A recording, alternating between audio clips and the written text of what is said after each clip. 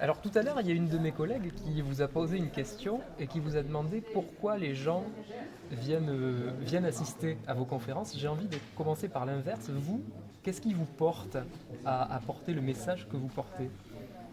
Je crois que dans ma vie d'handicapé, ce qui m'aide, c'est de donner sens aux expériences quotidiennes, sur le regard de l'autre, la difficulté, et de pouvoir partager ce vécu, ça aide et ça lui donne sens. Et donner une conférence, surtout en compagnie de Mathieu, ça permet de revisiter ce partage et de partager avec les autres. Oui. Mhm.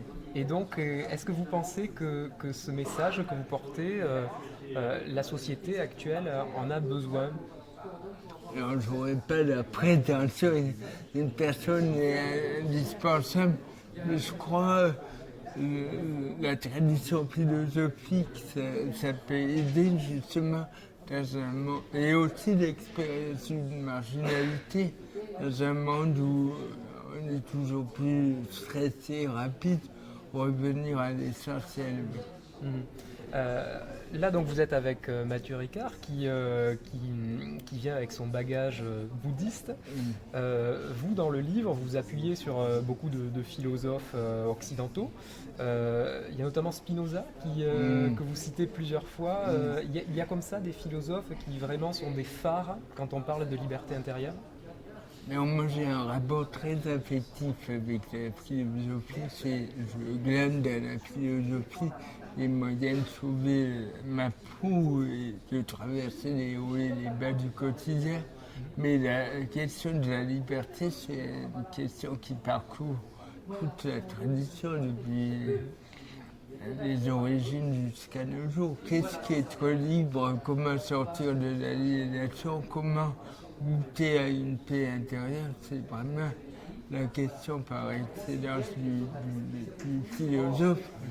Jointe à celle du bonheur, c'est quoi être heureux? C'est capital comme question. Et c'est une question qui donc a traversé les temps. Est-ce que, alors c'est bête peut-être ce que je vais dire, mais on a l'impression de ne pas vraiment progresser au fil des temps. Est-ce qu'aujourd'hui, il est plus difficile de se sentir libre intérieurement qu'il y a quelques siècles peut-être? C'est une question universelle. Qu'est-ce qu'être libre? Je pense qu'aujourd'hui, on peut être aliéné par beaucoup de choses. Je ne suis pas du tout passéiste, je ne suis même pas sûr d'être en mesure de comparer. Mais la question, c'est qu'est-ce qui nous aliène aujourd'hui? Par quoi on est emporté? Où on est pris par la gorge? Ça peut être le capitalisme, le narcissisme, l'égocentrisme. Et c'est un leurre qui nous fait croire qu'on peut être heureux sur ce terrain-là et qui nous rend de plus en plus insatisfaits face à côté de choix. L'aliénation, c'est vraiment une question philosophique par excellence. Mhm. Et du coup, dans votre discours, on sent toujours un fil social. On sent que c'est très important pour vous. Est-ce qu'aujourd'hui, notre avenir, il est plus vers la philosophie ou plus vers la politique? Est-ce que la politique peut encore...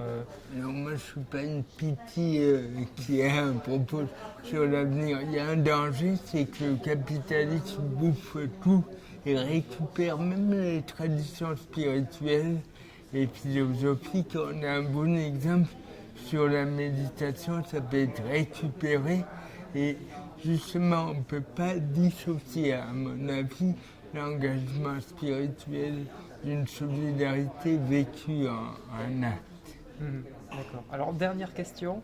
Est-ce qu'il y a quelque chose qui a provoqué à un moment dans votre vie un déclic et que vous pourriez partager avec le téléspectateur?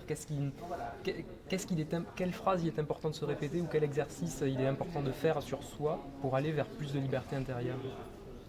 Moi, je pense mais très concrètement, on va tous claquer, on est tous des coéquipiers à bord du même bateau, voire certains jours de la même galère.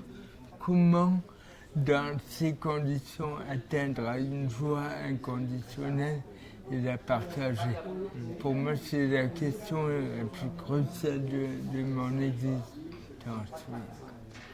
Merci beaucoup. Merci à vous. Merci.